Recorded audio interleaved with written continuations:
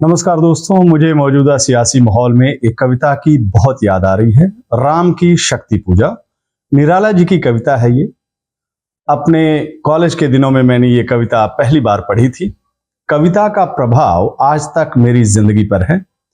जब कभी मैं देखता हूं कि न्याय पर अन्याय भारी पड़ रहा है, असत्य के आगे सत्य कमजोर पड़ रहा है, जैसा कि आज के सियासी माहौल, सियासी दौर में दिख रहा है, तो मुझे बरबस इस कविता की याद आ जाती है। ये जो कविता है वो राम रावण युद्ध की पौराणिक पृष्ठभूमि पर आधारित है, लेकिन माहौल का मानवीकरण किया गया है। कविता में भगवान श्री राम एक आम आदमी हैं, एक आम मनुष्य हैं, एक ऐसे आमजन जो अन्याय को देखकर खुद को असहाय महसूस करने लगते हैं। उनकी सबसे बड़ी समस्या क्या है, इस कविता में उसको लिखा गया है। अन्याय जिधर है उधर शक्ति, कहते छल छल हो गए नयन, कुछ बूंद पुनः ढलके दृग्जल। प्रभु कमजोर नहीं है, उनके आंसू उनकी कमजोरी का निशान नहीं है। सिचुएशन ही कुछ ऐसी क्रिटिकल हो गई है कि उनकी आंख भर आती है। दरअसल अन्यायी रावण कल बल छल की नीति पर चल रहा है। वो शक्ति की देवी को अपने पाले में लाने में कामयाब हो जाता है। नतीजा यह होता है कि देवी के कृपा से रावण राम जी के वार से बच जाता है। प्रभु राम अपने साथियों से कहते हैं, और क्या कहते हैं इस कविता में लिखा गया है, मित्रवर विजय होगी न समर, यह नहीं रहा नरवानर का, राक्षण से रण उतरी महाशक्ति, रावण से पा आमंत्रण। मौजूदा राजनीतिक माहौल को सामने रखकर आप इस सिचुएशन को महसूस कीजिए। जिस राजनीति से शुचिता और साफगोई साफ गायब हो, वहां सत्य और सादगी की राजनीति की मुश्किल को समझिए। प्रभु श्री राम को इस विकट सिचुएशन से निकलने का रास्ता ज्ञानी जामवन जी समझाते हैं, और उस कविता में लिखा हुआ है, रघुवर विचलित होने का नहीं देखता मैं कारण, हे पुरुष सिंह तुम भी यह शक्ति करो धारण, आराधन का दृढ़ आराधन से दो उत्तर, शक्ति की करो मौलिक कल्पना।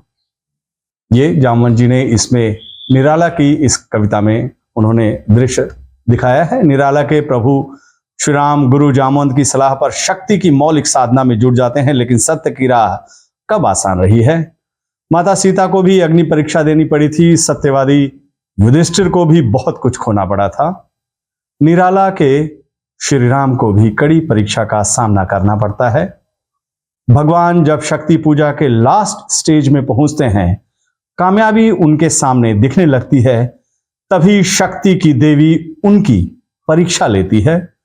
पूजा के आखिरी फूल को लेकर गायब हो जाती है। द्विप्रहर रात्रि साकार हुई दुर्गा, छिपकर हंस उठा ले गई पूजा का प्रिय इंदिवर। भगवान की आंखों के सामने फिर अंधेरा छा जाता है। जीत मुट्ठी में आकर फिसलने लगती है। वो फिर शोक मनाने लगते हैं।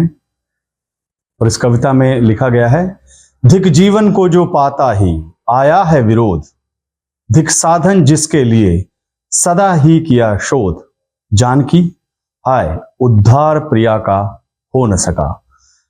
कविता का क्लाइमेक्स अभी बाकी है। प्रभु का दिल जरूर रो रहा है, लेकिन दिमाग सक्रिय है। वो भगवान राम को प्रॉब्लम का सलूशन बताता है।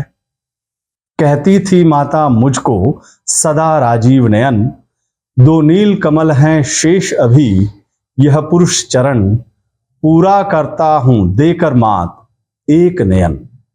शक्ति सिद्धि के लिए फूल के बदले आंख का चढ़ावा। ब्रह्मांड में हाहाकार मच गया, लेकिन प्रभु अपने फैसले पर अडिग।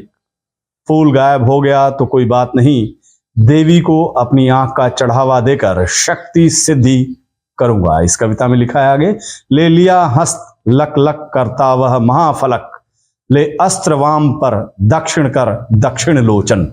शक्ति और भक्ति की चरम पराकाष्ठा। प्रभु के पराक्रम, शौर्य और संकल्प के आगे हर बाधा विघ्न का नाश।